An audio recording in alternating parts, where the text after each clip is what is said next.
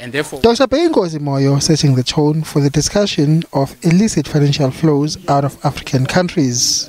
a few weeks ago, a colleague of mine and an activist friend, Alvin, that you know from Tax Justice Africa, wrote something on his Facebook page, and I quote, "Eavesdropping the weirdest conversation ever, having coffee at a hotel lounge in Johannesburg.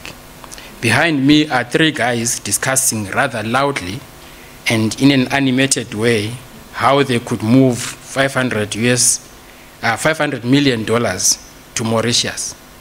Feels like a bad Hollywood movie." He went on to quote one of the guys who said, "We must use JP Morgan. They are professional money launderers." This is public information. It's on his Facebook page. He went on to explain the way it's done and the countries worst affected. It's import over invoicing and export under invoicing.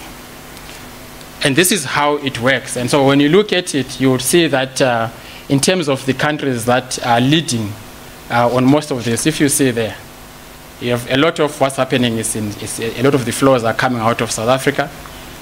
You will see that there's also flows coming out of Zambia. There you can see the percentage. There's Namibia there followed, and then Botswana. Then experts on women's issues weighed in. Femnet is definitely interested in these conversations because we know that the gender inequalities exacerbate or perpetuate gender inequalities. And yet we know that the conversations on illicit financial flows have not really included voices of women. They have not analyzed issues of gender equality or looked at them from the feminist analysis. First of all, it's a rights issue.